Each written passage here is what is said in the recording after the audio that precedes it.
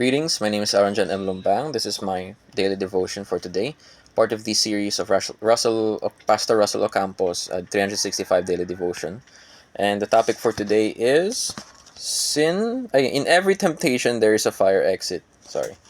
And yung scripture na binigay sa atin ngayon is 1 Corinthians chapter 10, verse 12 to 13. Alright. From the New International Version. So if you think you are standing firm, be careful that you don't fall. No temptation has overtaken you except what is common to mankind. And God is faithful, He will not let you be tempted beyond what you can bear. But when you are tempted, He will also provide a way so that you can endure it. Yan. So everything beyond this will be based upon my understanding of Pastor Russell's teaching. So pwedeng medyo summarize to.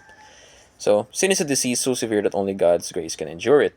So, yung sin na na-inherit natin kina Adam and Eve is so severe na yung pruweba natin dun is kahit anong ginagawa natin, kahit sobrang mabuti yon or nakakabuti or nakakalagot sa Diyos, maaari pa rin ito maging dahilan o sanhi ng paggawa ng kasalanan. So it could be a point of origin of sin. No matter how good we do or no matter how holy the action we are doing, it can still be a point of origin. So, let's look at an example. Pwedeng praise and worship, prayer, devotion, that can be a reason for spiritual pride where feel mo nakakalamang ka sa ibang tao dahil mas malinis ka, dahil nagdadasal ka, dahil nagpa-prayer ka, nag-worship ka. Yun. So, kahit even if we are doing our best or doing what is holy or what is good in the eyes of God, it can still be a point of origin for sin. So, yung mabuti nagiging mali pa. Yung ginto na naging bato pa. That's how severe sin is. That only through God's grace we can be saved. We can endure it. Okay, let's move on to the next naman. Temptation is restrained by God's faithfulness. So ano yung naiintindihan natin? Restrained. What does he mean by restrained? So let's read the verse again. God is faithful. He will not let you be tempted beyond what you can bear. Yan, yun yung pinaka-basis natin yan. So no temptation that comes to us it is not assessed. The temptations that come to us are all assessed by God. So may nangyayaring quality control, may nangyayaring assessment sa ano yung kaya natin sa ngayon, sa kasalukuyan, ano yung kaya natin i-bear na temptation. Na yung temptation na yun, nagpapaalam pa si Satan. We all know yung sa story from Job na nagpaalam pa siya bago niyang bigyan ng temptation, bago niya pahirapan yung buhay ni Job. Okay, so returning back to the point na no temptation is set to overcome us talaga. Walang temptation na sa simula pa lang talo na tayo. No. It is assessed na we can handle it. Meron tayong chance. Magagamit natin yung freedom of will natin na tumakas. Na may freedom of will tayo na magdesisyon to endure or to escape. Yan. So in essence, yung main point, any temptation that enters our life is common to man, so nothing beyond superhuman. That's what I've understood. Parang ganun. So it's common to man, and it is nothing beyond us. So, yeah. Let's move on to the next teaching, which is all temptations has a providential fire exit. So God leaves us room to escape. So let's read the verse again. But when you are tempted, He will also provide a way out so that you can endure it. So you can use the freedom of will given to you by God to choose the fire exit. So an example would be, naisip ko siguro at the top of my head is, siguro nga, iniinsulto ka, binabuli ka na you're being mocked at school. Let's say that. Tapos, tumaan sa utak mo na gusto mo siyang sapakin. So, yun yung temptation na gusto mong isundan yung violent nature mo or yung sinful nature mo na gusto mong pakita na di ka mahina or gusto mong gawin yung pinakamabilis na paraan para tumigil siya sa pambubuli or tumigil yung bunganga niya sa'yo. So, naisip mo, santukin mo yung bunganga niya para di na siya makasalita. Parang ganun, di ba?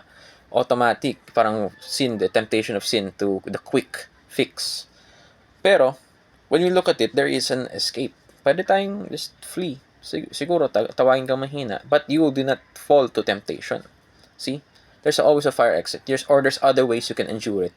Depending on the situation kung nasaan ka. Baka man doon na pala yung teacher mo sa tabi. Pwede mong sabihan. So yun, there are many fire exits. Or there's a fire exit provided to us talaga by God. In the moment na we cannot bear the temptation, or gusto na natin gawin yung mali. Let's move on to the application. Medyo maganda tong application na do not give an inch to Satan. So from what I've understood is, yung kaya sabi ko, pwede maging sanhi yung spiritual pride. So do not be confident in your own flesh or yung spiritual pride mo sa sarili mo.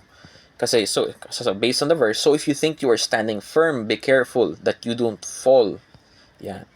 So sa sobrang naisip natin na akalamang tayo, medyo nakakampante na tayo, we feel like di tayo makuhulog sa kasalanan. We must still beware kasi umaasa ka sa sarili mong kakayanan na sobrang tuwid mo, hindi ka mawawala sa landas, kumbaga. And in that point, yung main application is do not be confident in your own spiritual pride, your spiritual capacity mo, rather rely on God Himself mismo, in God's Word. So, and our life is like territory, yung binigay na example ni Pastor Russell Ocampo. And do not give this territory, so yung territory, don't give Satan a playground in your territory, in your life. Pati rin sa isip mo, do not let him have a space there. Dedicate to him where he can run around. Kasi later on, the territory will grow. Pati ko nasasabi ito madalas kasi pag meron tayong ginagawang kasalanan, malaking kasalanan, sabihin natin cheating yan, or sabihin adultery, umiikot sa simpleng pagbigay mo ng territory na maliit yun, lalaki yun ng lalaki. Dahil doon iikot yung buhay mo, kailangan mong itago yun. At magiging rason rin yun ng mas madami pang mga kasalanan, like lying, cheating, stealing, madami there's many. So by just giving him a small bit of territory, there's a lot of roots will grow, a lot of branches will grow from that. So yun yung naintindihan ko dun. And the next one is trust God's faithfulness. So the enemy, Satan, does not have the power to him alone to tempt us, to affect us, to make our lives harder. Dumadaan yan sa Diyos, dumadaan yan sa Panginoon, kung saan niya na-assess yung kakayanan natin. Sinasabi, sobra naman to. Or, sobra naman to, baka di niya kayanan. So, it is controlled, assessed, then it is given to us. Trust in the faithfulness of God to us na He has given us this temptation dahil kaya natin. He has given us this challenge dahil kaya natin. So whatever comes in your life, expect na God believes in you. God knows that you can do it. Kasi lahat ng temptation, dumadaan muna sa Kanya bago, kailangan niya magbigay ng go signal bago mangyari. Lastly, escape through the providential fire exit. So yung pinaka-example talaga niyan kasi is isipin mo nasa burning building ka. Kaya nasabi ni Pastor Russell Ocampo, kung nasa burning building ka na, ano bang gagawin mo? Di ba tatakbo ka na agad as soon as you hear the alarm? Hindi ka maghihintay na hindi naman yan naabot sa akin. Aabot kaya yan sa akin? Parang kaya ko naman to, ma-overtake ko naman to. Yan. So, use the fire exit given to you. Kasi meron ka namang option eh. Diba? Kasi ano ba naman yung binigyan ka na ng option, di mo pa pinili. To escape. To flee. Yun yung main aim ng If you cannot handle it, you must flee. Kagaya nga kasi ng mga past topics natin, parang iniihaw ka lang nun. Or parang poison lang yun. The longer you are exposed, trying to fight it, or hindi naman ako matutumba nun, matuwid naman ako eh. Eventually, the longer you are exposed, you will give in. Kaya, the best thing to do is flee, be less exposed to the sin. So, now on to discussion. Why is it important to escape from the fire of temptation without hesitation? Para sa akin naman kasi, based on the, like personally, para sa discussion sake, yung escape window. Alam mo yun, what do I mean by an escape window? Pag may nangyayari kasing crisis, o may nangyayaring siguro sunog in a building, fire in a building, meron tayong escape window kung saan bago makuha or bago ma-engulf yung buong building in flames. So, we have to use that escape window wisely. Kasi para pag may baha, mayroong escape window na pwede ka pang tumawid, pwede kang bumalik sa mga evacuation point. You have to respect the escape window given to you by God na at some point, hindi ka na makakatakas dyan. Kasi pati yung dadaanan mong entrance, may fire. Or abot na talaga sa yung sunog. So, kailangan mo talagang i-respect yung escape window na binigay sa'yo ni God when you're being tempted.